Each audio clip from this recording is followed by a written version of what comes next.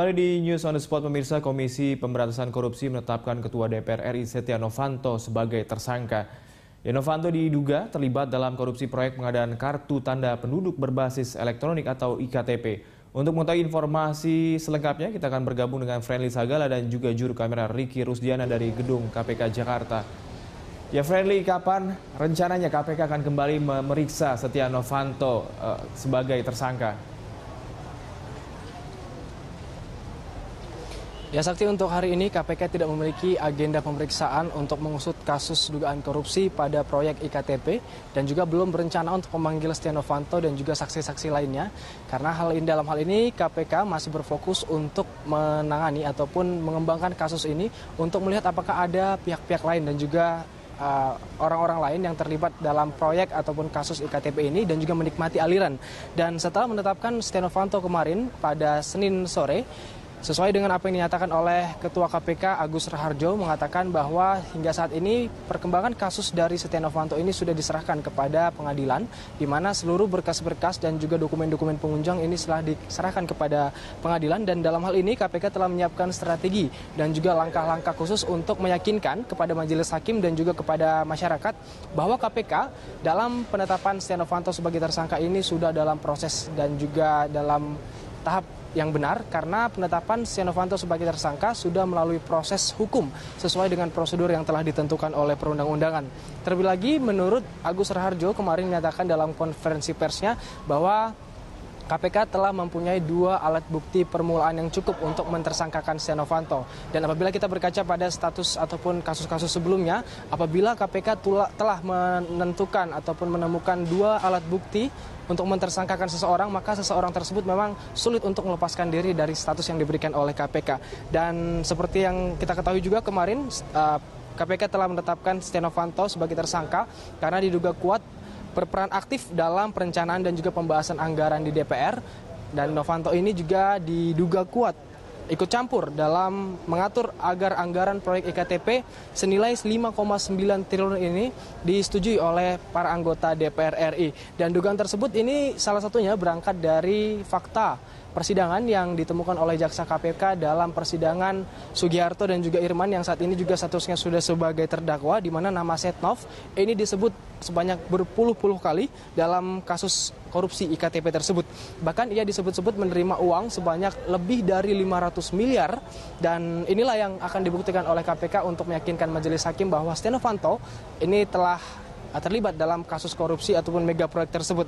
Namun berdasarkan keterangan dan hingga saat ini KPK memang belum memberikan pernyataan selengkapnya kapan Setia Novanto akan dilakukan penahanan. Namun berdasarkan informasi dan juga apabila berkaca dengan apa yang dinyatakan oleh juru bicara KPK Febri Diansyah kemarin, bahwa KPK ini memang memungkinkan untuk melakukan penahanan kepada Setia Novanto untuk memuluskan bagaimana penanganan perkara ini. Hanya saja memang diputuskan atau ditahannya atau tidaknya Setia Novanto ini akan diputuskan oleh penyidik KPK yang saat ini masih terus bekerja. Dan untuk menentukan kapan Setia Novanto ini ditahan ini memang tidak dapat ditentukan oleh kita, karena memang apabila berkaca pada kasus-kasus sebelumnya, sebut saja mantan Menteri Kesehatan Siti Fadila Supari dalam kasus korupsi pengadaan alat kesehatan, di mana ia ditetapkan sebagai tersangka pada tahun 2014, namun ia baru ditahan pada tahun 2016. Ini artinya ada jarak yang lama sebanyak 2 tahun ini untuk menangkap ataupun menahan seseorang sebagai tahanan. Dan namun menarik kita tunggu untuk melihat bagaimana nantinya apakah Setia Novanto ini mengajukan pra-peradilan untuk dapat lolos ataupun lepas dari status tersangka yang ditetapkan oleh KPK. Ini kita masih menunggu, publik masih menunggu bagaimana kelanjutannya. Ya pemirsa, fraksi Partai Golkar di DPR menggelar rapat pasca penetapan Ketua Umum Partai Golkar Setia Novanto yang ditetapkan sebagai tersangka dalam kasus IKTP. Untuk mengetahui informasi selengkapnya, kita akan bergabung dengan reporter Cikal Mutazam dan juga juru kamera Edward AR dari gedung DPR. Ya Cikal, bisa dijelaskan bagaimana rapat pleno yang digelar fraksi Partai Golkar hari ini dan apa saja yang dibahas? Ya, fraksi Golkar di DPR ini membahas sejumlah hal terkait pasca ditetapkannya Setia Novanto sebagai tersangka oleh KPK dalam dugaan kasus korupsi IKTP. Dan rapat juga tadi dimulai pagi dan dihadiri juga oleh sejumlah pimpinan dari Partai Golkar. Kita langsung berbincang dengan Sekjen Partai Golkar, ada Idrus Marham di sini bersama saya. Selamat siang. Selamat siang, Assalamualaikum warahmatullahi wabarakatuh. Waalaikumsalam warahmatullahi. Ini bagaimana, Bang Idrus? Apa saja sebetulnya yang dibahas dalam pertemuan dari fraksi Golkar di DPR kali ini? Jadi rapat pleno praksi Partai Golkar hari ini memang sengaja diadakan dalam rangka untuk merespon ya terutama adanya penetapan Ketua Umum ya Bung Setia Novanto sebagai tersangka oleh KPK, dan karena itu pada hari ini Ketua Harian dan Sekjen ditugaskan oleh Ketua Umum untuk menyampaikan beberapa hal yang telah dibicarakan tadi malam dalam merespon masalah ini. Ada 3 hal yang telah kami tadi sampaikan ke praksi. Yang pertama adalah bagaimana masalah ini kita lihat dalam perspektif organisasi. Di situ kita sampaikan bahwa penetapan Ketua Umum sebagai tersangka tidak mempengaruhi kinerja partai. Kenapa? Karena kekuatan Partai Golkar itu ada pada sistem efektif yang dilaksanakan oleh pengurus secara kolektif, dan ini berjalan diatur sesuai dengan PO, sesuai dengan tata kerja yang ada. Jadi saya kira ini akan tetap berjalan dan ada jaminan berjalan. Dan respon dari praksi tadi sebagai perpanjangan tangan partai sekaligus sebagai pilar partai menyampaikan bahwa praksi Partai Golkar siap yang melaksanakan kebijakan-kebijakan partai. Kemudian yang kedua juga tadi kita sampaikan bagaimana masalah ini kita lihat dalam perspektif hukum. DPP Partai Golkar menunggu ya secara resmi adanya surat keputusan penetapan Bung Setia Novanto sebagai tersangka. Ya, tentu berdasarkan surat keputusan itu nanti akan kita melakukan kajian bagaimana konstruksi hukum yang ada, bagaimana fakta-fakta hukum yang dijadikan dasar dalam menentukan Bung Setia Novanto sebagai tersangka, dan tentu berdasarkan analisis itu nanti DPP Partai Golkar akan menentukan langkah-langkah apa yang harus ditempuh. Kemudian yang ketiga juga kami sampaikan bahwa posisi politik Partai Golkar tidak terpengaruh dari adanya ketetapan KPK tentang tersangkanya Setia Novanto. Tidak terpengaruh sama sekali. Jadi ada 2 hal saya kira. Yang pertama adalah Partai Golkar telah memutuskan di dalam munaslupnya memberikan dukungan sepenuhnya kepada pemerintahan Jokowi JK. Ini tidak terpengaruh, tidak bergeser sedikit pun ya dengan adanya masalah. Demikian pula keputusan Rapimnas tahun 2016 yang telah menetapkan Jokowi sebagai calon presiden yang diusung Partai Golkar pada pemilu 2019 yang akan datang. Ini juga tidak berubah dengan adanya masalah ini. Itulah 3 hal tadi yang telah kami sampaikan atas nama DPP bersama Ketua Harian kepada rapat pleno praksi Partai Golkar DPR RI. Kita bicara mengenai Munaslup. Ada desakan untuk menyelenggarakan Munaslup ini untuk pasca ditetapkannya Setia Novanto sebagai tersangka. Apakah sebetulnya diperlukan dengan diadakannya Munaslup kembali? Nah, itu yang saya katakan tadi bahwa kekuatan para ketua pada sistem. Ya, sistem efektif dilakukan oleh kepemimpinan yang secara kolektif. Jadi sebenarnya ini tetap jalan.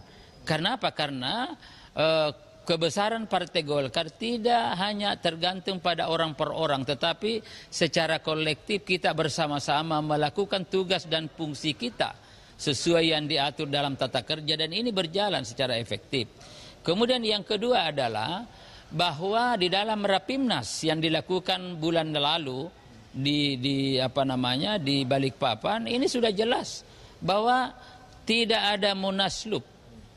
Ya, kalau ada yang mencanangkan ada munaslup sudah mengambil keputusan, dan tentu yang bisa merubah ini hanya Rapimnas. Ya, saya kira ini semua nanti akan kita alami dan kita akan ikuti dinamika-dinamika politik ke depan. Mungkin ini terakhir Pak Idrus, ini ketika KPK mengumumkan Setia Novanto sebagai tersangka, ini ada kabar bahwa sejumlah tokoh partai juga sedang berkumpul begitu bersama dengan Pak Setia Novanto. Dan apa sih sebetulnya respon dari petinggi partai kemudian Pak Setia Novanto sendiri ketika KPK mengumumkan dia sebagai tersangka? Jadi yang pasti begini ya, jadi begitu Pak Novanto ditetapkan tersangka dengan pengumuman tadi malam itu secara serta-merta ya beberapa pengurus DPP Partai Golkar, anggota praksi, bahkan ketua-ketua DPD 1 se-Indonesia ada beberapa orang hadir ya secara bersama-sama di sana.